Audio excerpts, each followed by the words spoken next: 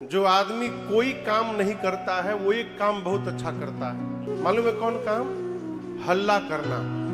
घर परिवार में देखिएगा, शादी विवाह के समय में जिस आदमी के पास कोई काम नहीं रहेगा सबको डांटता रहेगा, बिना मतलब हल्ला करेगा। तभी राजा लगे चिल्लाने। लक्ष्मण जी राम जी से बोले, भैया ये राजा जी लोग हमसे मिलने के लिए बड़े बेचैन हो रहे हैं, कहिए तो एक बार मिल लूं जाकर। राम जी बोले, चुप्पे रहो, इन सभी राजाओं को शांत करने के लिए एक बाबा जी आ रहे हैं। He is on the way. Udhna उतर गए हैं, अब बाहर पहुंचने वाले हैं यहाँ पर थोड़ी देर में हाईवे से। कौन बाबा जी? गोस्वामी जी कहते हैं, तेहि अवसर सुनी शिव धनु भंगा, तेहि अवसर सुनी शिव धनु भंगा, आए उभे गोकुल कमल पतंगा, आए उभे गोकुल कमल पतंगा, देखी महीपा सकल सकुचाने, देखी महीपा सकल सकुचाने। कैसे? बाज झपट जनु लवा लुकाने, बाज झपट जनु लवा लुकाने, गौर शरीर भूति भल भ्राजा, गौर शरीर भूति भल भ्राजा, भाल विशाल त्रिपुंड विराजा, भाल विशाल त्रिपुंड विराजा, शीस जटा शशि पदन सुहावा, शीस जटा शशि पदन सुहावा, ऋषभ सकछु का अरुण होइयावा, ऋषभ सकछु का अरुण होइयावा, भ्रिकुटी कुटीला नयन रिसराते,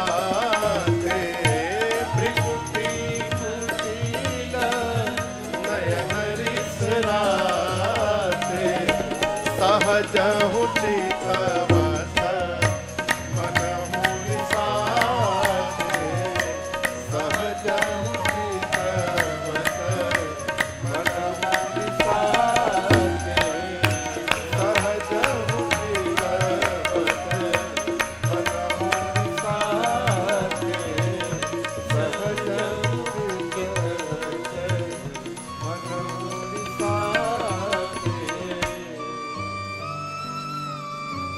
अभी राजा लोग चिल्ला ही रहे थे, तब तक उसी समय शंकर जी के धनुष पिनाक के टूटने की ध्वनि सुनकर, आपको बताऊं, धनुष जब टूटा तो उसकी टूटने की टंकार तीनों लोक गई थी। अभी हम लोग गुजरात में बैठे हैं ना, उड़ीसा में पूर्व में, अभी पश्चिम में है, पूर्व में उड़ीसा में एक पर्वतमाला है जिसका नाम है महेंद्र पर्वतमाला, आज भी है। उसी महेंद्र पर्वत पर श्री परशुराम जी तपस्या में बैठे थे। धनुष के टूटने की टंकार जब सुनाई पड़ी, परशुराम जी समझ गए ये कि भगवान शंकर का पिनाक टूट गया। अब आपके समझ में बात नहीं आएगी, पिनाक टूट गया तो इनको क्रोध क्यों आ गया? वस्तुतः परशुराम जी के पास दो धनुष है। एक भगवान शंकर का धनुष जिसका नाम है पिनाक, और एक भगवान श्री हरि का धनुष है जिसका नाम है अजगौ। तो एक ही आदमी दो दो धनुष लेके कैसे घूमेगा? तो पिनाक जो धनुष था भगवान शिव का, इस धनुष को परशुराम जी जनक जी के घर में रखे थे कि ये हमारी अमानत है, आप अपने घर में रखिए, हम बाद में आपसे लेकर के जाएंगे। हम आपके पास अपन गाड़ी छोड़ के जाएं, आप हमारी गड़िया बेच दीजिएगा। बोलिए, परशुराम जी की अमानत है पिनाक, और जनक जी ने उसको स्वयंवर में दांव पे रख दिया। परशुराम जी जैसे समझे तो पिनाक के टूटने की टंकार है, पूरा शरीर क्रोध में भड़क उठा। उसी तमतमाए वेश में परशुराम जी पहुंच गए मिथिला जनकपुरी में, जहां सभी राजा एकत्रित थे। अभी गोस्वामी जी ने इनका रूप का वर्णन किया है। शरीर कैसा है? गोरा, गौर शरीर भूति भल पूरे शरीर पर भस्म का लेपन हुआ है, गोरा शरीर है। भाल विशाल त्रिपुंड विराजा। भाल मतलब भाल मतलब हाँ, ललाट। भोजपुरी में कहल जाओ तो कपार। ये जो ललाट है इसको भाल कहते हैं। परशुराम जी का ये भाल कैसा है? विशाल है, बड़ा है। जिस मनुष्य का ललाट जितना विशाल होता है, वो मनुष्य उतना सौभाग्यशाली होता है। लेकिन बाल उड़ने के पहले, उड़ने के बाद नहीं। हमारे पंडित जी के तो एजा से लेके एजा ले कपारे कपार है। देखिए आओ,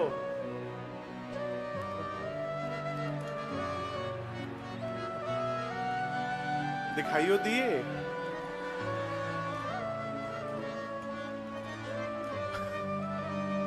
हम आपको नहीं बोल रहे पंडित जी। बाल ललाट जिसके जितने बड़े हैं वो उतना सौभाग्यशाली।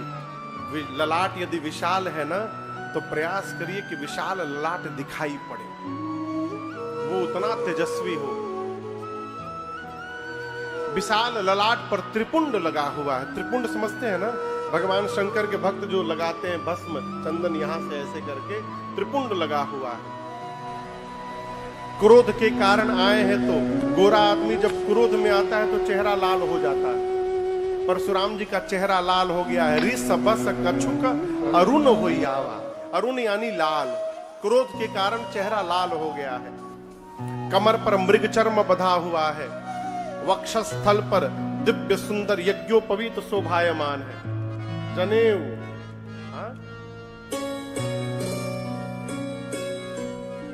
जनेऊ पहनते हैं ना आप लोग? कहीं आप पूजा के दिने अच्छा नित्य पहनते हैं, अच्छी बात। यज्ञोपवीत धारण करना चाहिए। यज्ञोपवीत सुशोभित है। वक्षस्थल पर, कमर पर फरसा बंधा है। कंधे पर भगवान हरि का धनुष अजगव लगा हुआ है। परशुराम जी आए और उनको देखते जितने राजा अभी चिल्ला रहे थे, सभी राजा लाइन लगा करके अपने अपने पिताजी का नाम बता बताकर लगे करन सब दंड प्रणामा। दंडवत प्रणाम करने लगे परशुराम जी को। हम अमुक राजा के पुत्र हैं प्रभु, हमारे ऊपर कृपा की वर्षा करिएगा। प्रणाम कर करके चुप होके जाके सब लाइन से खड़े हो गए राजा। एक राजा बगल के राजा से बोला कि यदि हमको पता रहता कि बाबा जी भी यहाँ आने वाले हैं, हम कदापि न आते यहाँ पर। अब तो फंस गए आके, अब कहां जाए। जनक जी महाराज आकर के मिले हैं। सीता मैया ने आकर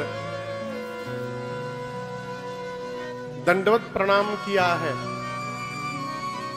आशीर्वाद दिया है। परशुराम जी ने मेरी मां को, सखियां सीता मैया को लेकर गईं। अब श्री विश्वामित्र जी राम लक्ष्मण जी को लेकर के आए हैं और प्रणाम करवाया है। गोस्वामी जी कहते हैं जैसे देखा है राम जी को, राम ही चितई रहे थाकी लोचन रूप अपार मार मदमोचन। यहां दर्शन करिए, परशुराम जी क्रोध की स्थिति में है, लेकिन जैसे राम जी के ऊपर दृष्टि गई, वो अपना सारा क्रोध भूल करके अब भगवान के रूप में ही खो गए। राम ही चितई रहे थकी लोचन, आंख ये पलके गिरना भूल गई हो, आंखें उसी पर जाकर टिक गई। ये प्रसंग कह रहा है, जो दिव्य होता है ना, उसको बताना नहीं पड़ता है कि हम दिव्य हैं। आप समझ रहे हैं? इसलिए कर्म करते जाइए, कर्म का सुगंध यदि जीवन से निकलेगा तो परिचय नहीं देने पड़ेंगे, जहां जाइएगा वहां आपके कर्म की खुशबू फैलती रहेगी। कर्म करते रहिए बस। रूप अपार मार मदमोचन। कई लोग घर में आ जाए ना तो विपत्ति पड़ जाती है। हमारे महाराज जी कहते हैं, बाबू किसी के घर में जाकर समस्या मत बनना। यहाँ का तो नहीं, मुझे नहीं पता, गांव में बारात जाती है तो रात भर रुकती है, अब नहीं रुकती, पहले रुकती थी। अब तो लोग खा पी के चले जाते हैं, 4-5 लोग बसते हैं बस घर वाले, वो में जगह कोनो काम धंधा नहीं है, बूढ़ लोग वही बसते हैं। पहले बारात रात भर रुकती थी, पहले के समय में मैंने अपनी आंख से देखा है। जिसको अपने घर में 12 बजे तक भोजन नहीं मिलता होगा, वो किसी बारात में जाता था तो 5 बजे ब्रश करके बैठ जाता था, लियावा हमारा खराई मार दी। लोग दूसरे के घर में जाते तो कहते चमेली का तेल है, चमेली का तेल। क्यों? हम चमेली का तेल लगाते हैं। अरे इतने शौक है चमेली का तेल लगाने का तो लेके चला करो। ये तो लेके चलिए, दूसरे घर जाकर है मांग रहे हैं। किसी के भी पास जाइए ना, समस्या न मत बनिए। बनना है तो उसके जीवन की समस्या का समाधान बन जाइए, उसको भी आनंद मिलेगा, आपको भी आनंद मिलेगा। उसको ये न लगे कि विपत्ति आ गई घर में। अब हम कथा करने आए हैं, अखिलेश बाबू के घर में रुके हैं, अब इनको ये न लगे कि महाराज ना आगे विपत्ति आ गया। रोज हनुमान जी से को हमें कहिया न हुआ दिन आई, महाराज भागे ही जा से। ये कोई जीवन है? भगवान को देख करके परशुराम जी के आंखें भगवान में ही जाके अटक गई, लेकिन तुरंत थोड़ी देर बाद याद आया कि मैं यहां पर क्यों आया हूं। अभी तो राम जी को ऐसे देख रहे थे, जैसे याद आया तुरंत जनक जी की ओर देखे, पूछा, है जनक, आज तुम्हारी सभा में इतने राजा क्यों आए हैं, इतनी भीड़ क्यों हुई है राजाओं की?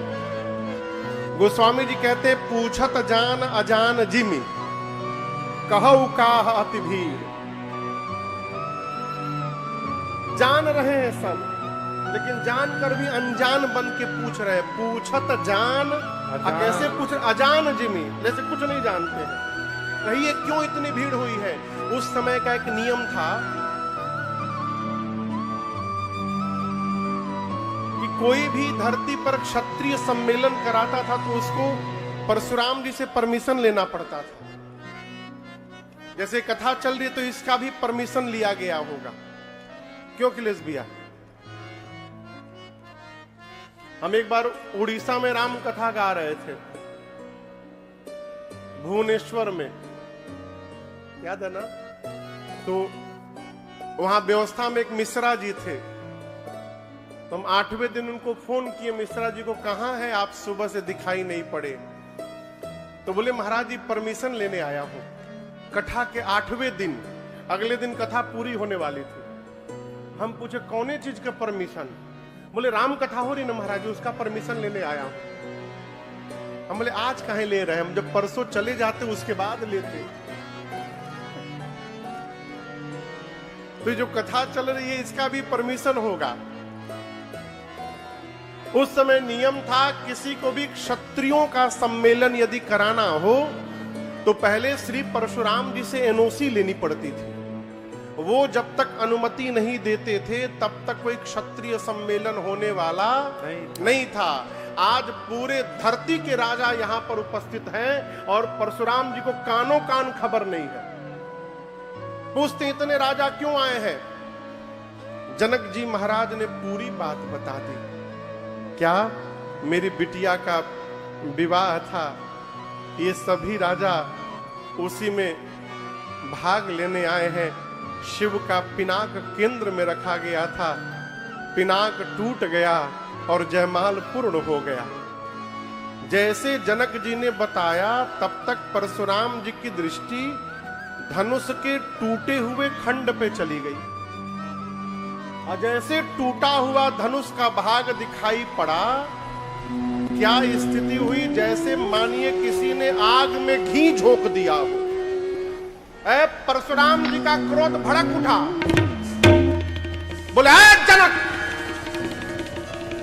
जिसने भी भगवान शंकर के पिनाक को तोड़ा है निकाल करके बाहर करो उसको, नहीं तो जहां तक तुम्हारी राज सत्ता है संकल्प करके उतने दूर की धरती पलट दूंगा। अभी तुम्हारी पूरी सत्ता समाप्त हो जाएगी। जैसे परशुराम जी बोले सभी राजा थर-थर कांपने लगे। जनक जी महाराज डर गए, कांपने लगा शरीर। जिन जिन राजाओं से धनुष हिला नहीं था, एक राजा अपने बगल के राजा से बोला, बगल वाले राजा से, तुम क्या जानते थे? हम तोड़ नहीं सकते थे, हमारे में बल नहीं है, हम क्या तोड़ नहीं सकते थे धनुष? हम जानते थे कि टूटने के बाद यहां ये बवाल होने वाला है, हम पहले ही जान गए थे। इसलिए हम गए, केवल नाटक करके चुपचाप चले आए। कौन आफत में पड़े? और अपने मन में अपने भगवान से बोले, जय हो प्रभु, तेरी लीला अपरंपार है ना। मैंने कहा था हमसे टूट जाए, अब पता चला आपने हमसे क्यों नहीं तुड़वाया नाथ। यदि हमसे टूट गया होता तो आज ही बाबा जी हमको तोड़ देते। पूरी सभा कांप रही है। परशुराम जी क्रोध में एकदम तिलमिला गए हैं। सीता मैया डर गई, सुनैना जी डर गई। सबको भयभीत देखकर सभय दिलो के लोग सब जान जान की भीड़, हृदय न हरस विशाल कछु, बोले श्री रघुवीर। मां जानकी को भयभीत देख करके राम जी से रहा नहीं गया। राम जी स्वयं आगे आकर परशुराम जी के सामने और हाथ जोड़कर राम जी ने बोला, आप राम जी की भाषा पर ध्यान रखिए। क्या बोला राम जी ने?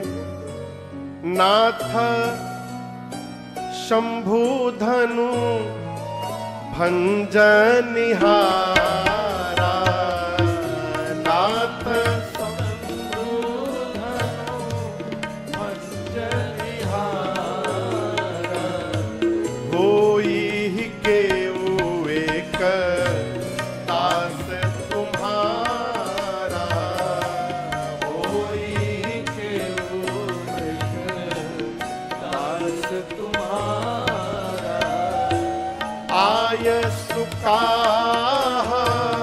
कहिय कि न मोहि, आय सुका कहिय कि न मोहि। सुनी रिसाए बोले मुनि कोहि, सुनी रिसाए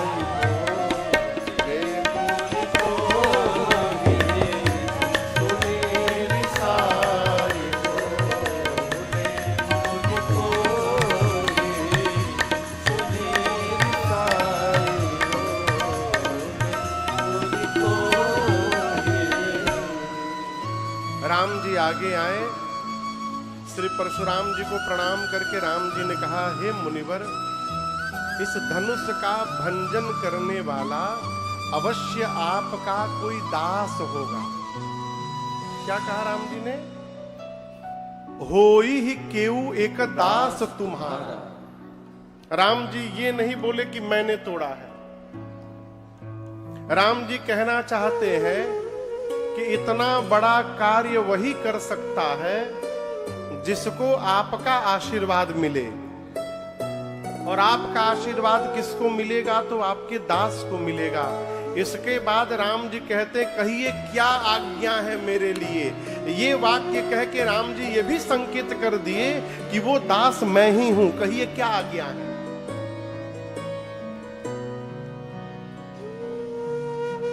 राम जी की जगह दूसरा कोई होता ना तो तोड़ने के बाद धनुषवा के साथ सेल्फी लेके पोस्ट करता,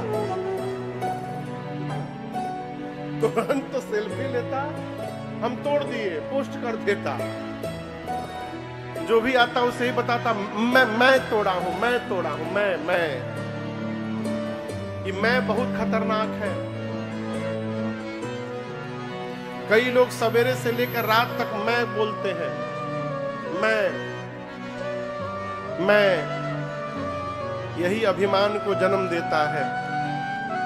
किसी ने मेरे से प्रश्न किया, आज मैसेज आया, महाराज अभिमान और स्वाभिमान में क्या अंतर है? अभिमान और स्वाभिमान में क्या अंतर है? बहुत छोटा सा अंतर है। क्या अंतर है? मैं अच्छा हूं, ये स्वाभिमान है। मैं ही अच्छा हूं, ये अभिमान है। आप समझ रहे हैं?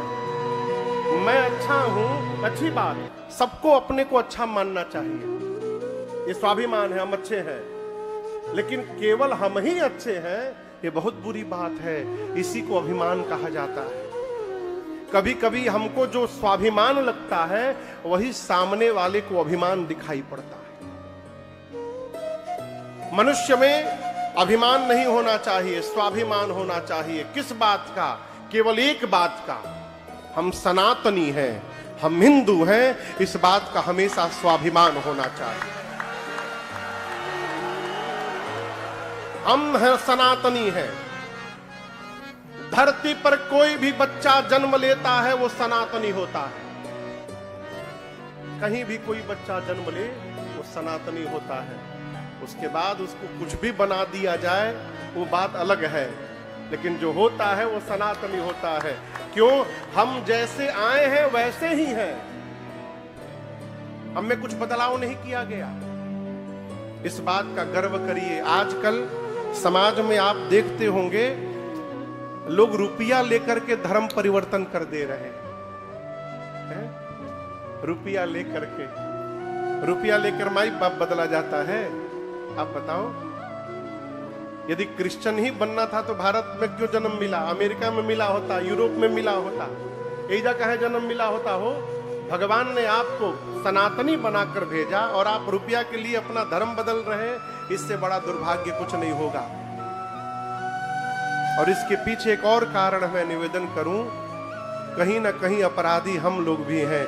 हम लोगों ने अपने उस वर्ग को इतना दूर कर दिया है। अरे दूर रहो, तुम अछूत हो। काहे का अछूत हो? काहे का अछूत हो? भगवान न करे कोई बीमार पड़ जाए और डॉक्टर बोले एक बोतल खून लेकर आइए, तो कोई ब्लड बैंक में नहीं पूछने जाता कि ब्राह्मण का खून है कि क्षत्रिय का कि शूद्र का है। कोई नहीं पूछता। उस समय तो मिलाते, ए बी पॉजिटिव मिल गया, बी पॉजिटिव ले चला। अरे किसका है पहले मिला तो लो। यदि आप शूद्र का खून अपने सीने में लेने को तैयार है शरीर में, तो उसको गले लगाने के लिए क्यों नहीं तैयार हो रहे? अपने लोगों को प्यार करिए, अपने समाज के लोगों को आदर करिए, अपने सनातनी हिंदुओं को स्वीकार करिए। किसी की औकात नहीं कि हमारे घर में छेद कर दे आकर। आप अपने लड़का को दुराइएगा तो बगल के चच्चा को अवसर मिलता है टॉफी खिलाने का। आप यदि लड़के को भूखा रखिएगा तो पड़ोसी उसको भोजन कराएगा, और आप ही जब पेट भर करके रखिएगा बच्चे को तो कोई पड़ोसी आपके बच्चे को खिला नहीं सकता है। अपने लोगों को पहचानिए। हिंदू राष्ट्र की बात है, अच्छी बात है, लेकिन हिंदू बचेंगे तब ना हिंदू राष्ट्र रहेगा। जो परिस्थिति चल रही है, हिंदुएं समाप्त हो जाएंगे, कहां से राष्ट्र बनाइएगा? हिंदुओं को बचाइए। जो अपने हैं कैसे बचेंगे, उनको आदर करिए। राम जी को क्या पड़ी थी कोल भीलों के बीच में जाके रहने की, आप बताओ क्या पड़ी थी? राम जी किसी महात्मा के पास रह सकते थे, उनकी कुटिया के पास रह सकते थे। चित्रकूट में जंगल में कोल भीलों के बीच में जाकर राम जी क्यों रुके? इसलिए रुके कि समाज के निचले पायदान पर जो जीव खड़ा है उसको भी भगवान से साथ रहने में कोई संकोच नहीं होना चाहिए, इसलिए राम जी वहां जाकर रहे। राम जी छत्तीसगढ़ होकर गए, वहां राम जी का ननिहाल है। राम जी चाहते तो वहां से सेना मंगा सकते थे लंका पर युद्ध करने के लिए। राम जी चाहते तो अयोध्या से सेना मंगा सकते थे, लेकिन नहीं, राम जी ने बानरों को एकत्रित करके सेना बना ली। ये क्या है? राम जी भीलनी के घर में जाकर भोजन कर रहे हैं, एक भीलनी के घर में। इसलिए मेरी प्रार्थना है, अपने समाज में समरसता को बढ़ाइए। हम ब्राह्मण क्षत्रिय बाद में हैं, हम सनातनी पहले हैं, इसका जय घोष करिए।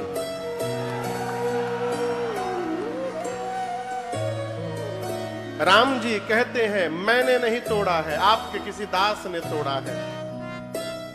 तो कहां कह रहा था? मैं से बचिए। मैं समझ रहे हैं ना? मैं बकरा, मैं करत है बकरा। एक चिड़िया है, उसका नाम है मैना। कितने लोगों ने नाम सुना है मैना का? अच्छा, सब लोग सुने हैं, हम हो सुने हैं। अच्छा, मैना, मैना क्या बोलती है? मैना क्या बोलती है?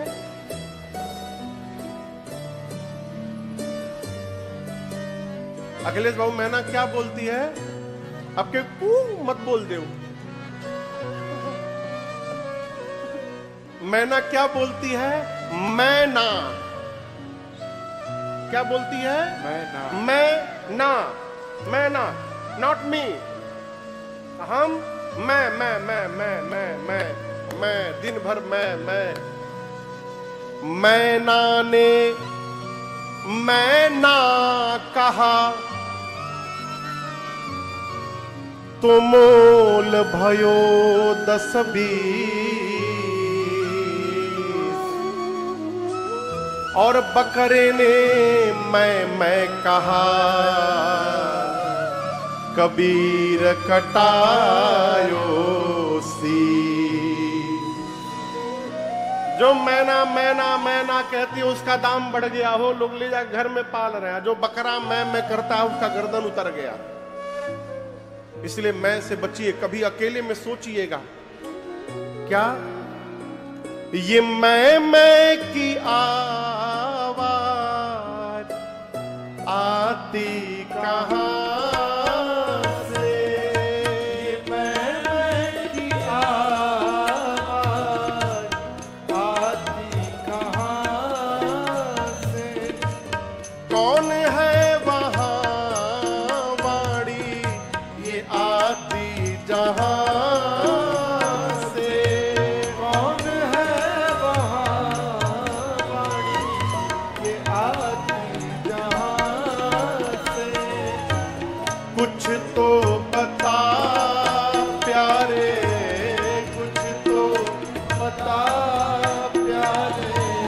तुझको पता है मुख बोलता है या तू बोलता है?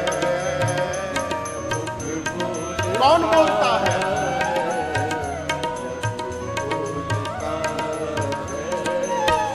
बता तेरे मुख को, बता तेरे मुख को कौन खोल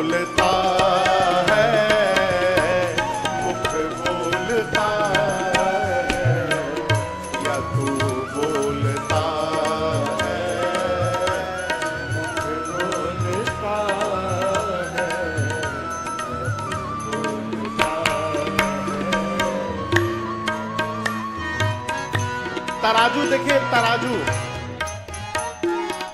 देखे हैं? ये कांटे तराजू जो हाथों में तेरे, ये कांटे तराजू जो हाथों में तेरे, सोच समझ कर उत्तर दे रे, सोच समझ कर उत्तर दे। क्या हाथ तौलते हैं, हाथ तौलते हैं या तू तौलता है?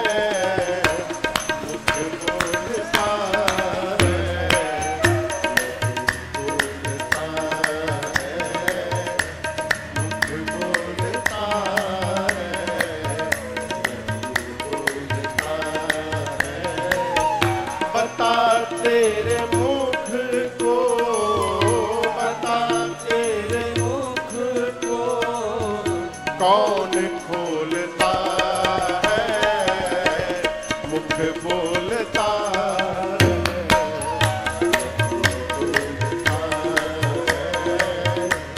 मुख बोलता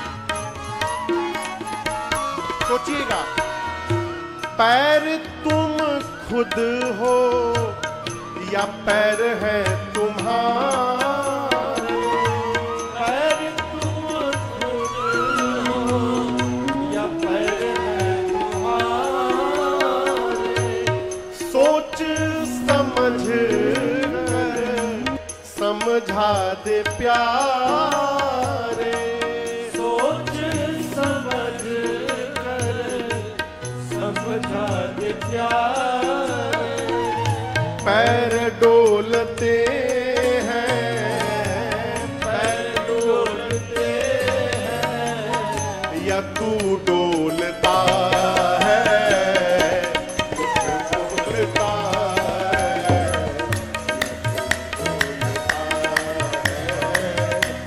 मुख बोलता है,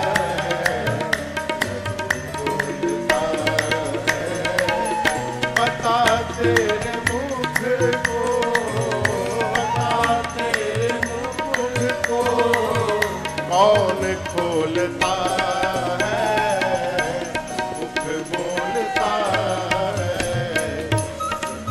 बोलता है, मुख बोलता है,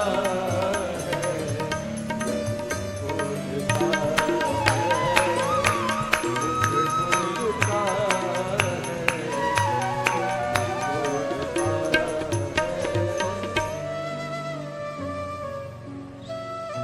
मुख बोलता है या तू बोलता है, हाथ तौलते हैं या तू तौलता है? कौन बोलता है? मैं से बचिए।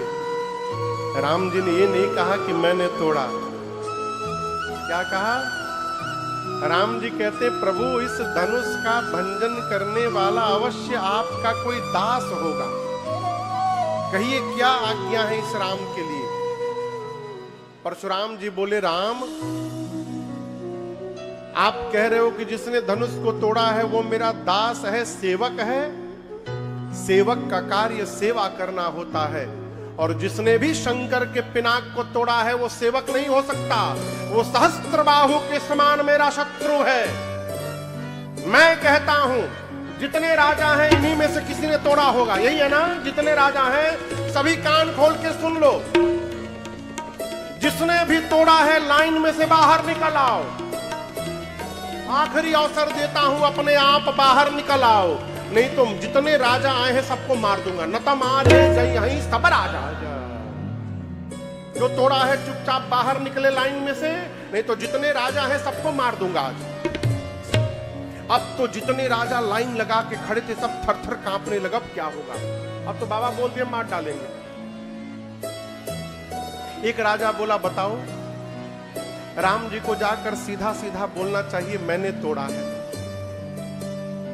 ऐसा बात घुमा दिए हैं कि आपके किसी दास ने तोड़ा है। ये बाबा जी समझ ही नहीं पा रहे कि तोड़ने वाला दास सामने खड़ा है। एक राजा बोला एक काम करो, तुम जाके बता दो,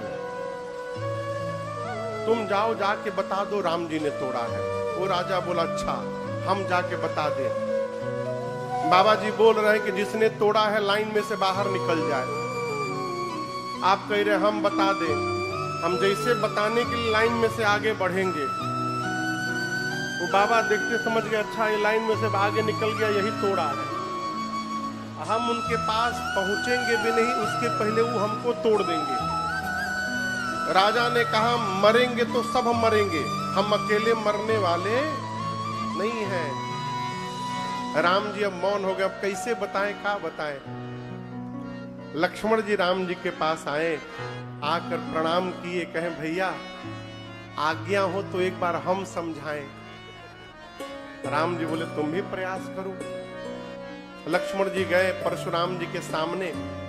अच्छा आप बताइए कोई आदमी पूरे क्रोध में कांप रहा हो और उसके सामने कोई जा करके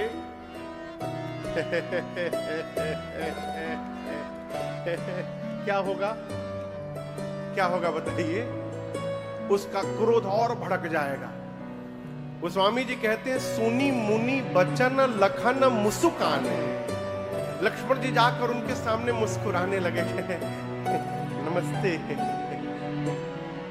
ये बताइए आप धनुष टूटने के बाद ही आए हैं ना, मतलब धनुष टूटा तो आप आ गए। लेकिन ये बताइए हम जब छोटे थे तो बहुत धनु ही तोड़ी लड़िकाई। मैं बचपन में बहुत धनु ही तोड़ा हूं, रोज एक धनु ही तोड़ देता था। लेकिन उस समय तो आप किसी दिन भी नहीं आए। यदि आप धनुष टूटने के बाद ही आते तो उस समय क्यों नहीं आए। कोई स्पेशल धनुष था क्या ये? यही धनु पर ममता के ही हेतु, इस धनुष पर इतना प्रेम क्यों है आपका? परशुराम जी जब लक्ष्मण जी के छोटे से बच्चे की ये बात सुने बर्दाश्त नहीं कर पाए, बोले रे रे रे रे नृपबालक, लगता है तू काल के वशीभूत होने वाला है, संभाल करके नहीं बात करता। भगवान शंकर के पिनाक की तुलना तू एक छोटी सी धनु ही से करता है। लक्ष्मण जी बाबा जी पहले हमारी बात सुनिए। धनु ही हो चाहे बड़का धनुहा हो, दोनों से एक ही काम होता है, बाण छोड़ा चलाया जाता है। और आप तब से पूछ रहे हैं किसने तोड़ा है। हम आपको असली बात बता रहे हैं।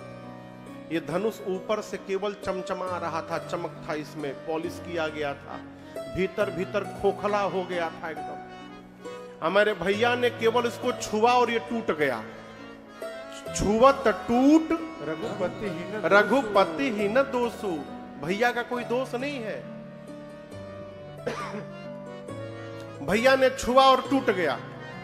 परशुराम जी आपन फरसा निकाल लिए, निकाल कर बोले ये दिखाई दे रहा है तुमको क्या है? लक्ष्मण जी बोले फरसा। बोले सामान्य फरसा नहीं है, तू मुझे जानता नहीं मैं कौन हूं। मैं बाल ब्रह्मचारी अति क्रोधी हूं, केवल मुनि महात्मा मुझे ठीक से जानते हैं।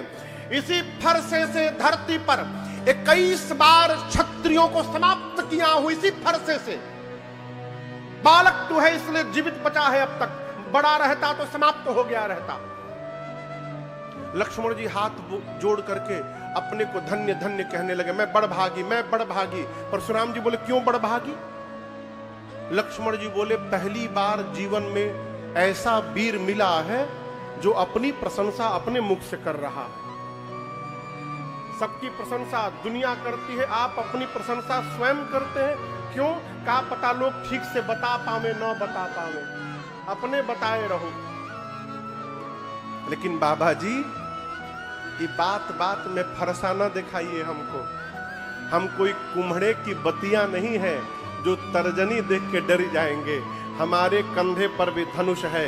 परशुराम जी बोले युद्ध करो। लक्ष्मण बोले नहीं करूंगा। हमारे वंश में ब्राह्मण पर, गौ पर, संत पर और देवताओं पर प्रहार नहीं किया जाता है। आप ब्राह्मण हैं, आपसे हम नहीं लड़ सकते। परशुराम जी बोले हाथ में धनुष लेकर कहते हो नहीं लड़ सकते। लक्ष्मण जी बोले यदि मान लीजिए हम आपको युद्ध में मार दिए। बोले क्या बोले? मान लीजिए। मानने में क्या है? मान लीजिए हम आपको मार दिए तो मुझे ब्रह्म हत्या का पाप लगेगा, और युद्ध में यदि आपसे हार गए तो रघुवंशी होकर युद्ध में पराजित हो जाना ये मेरे कुल पर कलंक लग जाएगा। यदि जीतूंगा तो ब्रह्म हत्या का पाप लगेगा, हारूंगा तो कुल पर कलंक लगेगा। आप बताइए नुकसान हमारा है कि आपका है? हम दोनों में हमारा नुकसान है, इसलिए हम आपसे लड़ेंगे नहीं आज। परशुराम जी विश्वामित्र जी से बोले विश्वामित्र ये तुम्हारा जो चेला है कौशिक सुनहु मंद यह बालक कुटिल काल बस निज कुल घालक। ये ऊपर से जितना गोरा दिखाई दे रहा है भीतर से उतना काला है। ये छोटा है और इतनी बड़ी बड़ी बात करता है। राम जी बोले मुनिवर हम एक बात कहें, लक्ष्मण तो अभी छोटा बच्चा है, इसके दूध के दांत भी अभी नहीं गिरे हैं, दूध मुहा बच्चा है अभी, इसकी बात पर ध्यान मत दीजिए। तब तक लक्ष्मण जी धीरे से बोले इतना ही प्रेम है तो किसी को बुला के जुड़वा लीजिए। परशुराम जी बोले देखो फिर बोला ये देखो। बार बार परशुराम जी युद्ध के लिए ललकारते हैं। राम जी बोले मुनिवर हमारी आपकी क्या बराबरी है, हम सब प्रकार आपसे छोटे हैं। आप जाति में ब्राह्मण हैं, राम क्षत्रिय है, मैं आपसे छोटा हूं मुनिवर। उम्र में आप मेरे से बड़े हैं, श्रेष्ठ हैं। मेरा नाम देखिए केवल राम है, आपका नाम परशुराम है, आपका नाम भी मेरे नाम से बड़ा है। हम आपसे कहां बराबरी कर पाएंगे? परंतु श्री परशुराम जी का क्रोध अंत में राम जी को कहना पड़ गया मुनिवर लक्ष्मण आपसे कहा कि पुराना था, छूने से टूट गया, मैंने तोड़ा नहीं, मैंने स्पर्श किया टूट गया। और आप समझ नहीं रहे तब से युद्ध की बात करते हैं। तो मेरी भी बात, मैं राम हूं, रघुवंशी राम हूं, और रघुवंशियों का एक स्वभाव है, रघुवंशी के सामने युद्ध में यदि काल आकर खड़ा हो जाए, रघुवंशी काल को भी पीठ नहीं दिखाता, युद्ध करता है। कालहु डरहि न रन रघुवंशी, कहूं स्वभाव न कुल ही प्रशंसी। परंतु मुनिवर जो राम रघुवंशी काल से भी युद्ध कर सके। जिले चापाया तू ही चढ़ी गया, देत चापाया तू ही चढ़ी गया। परशुराम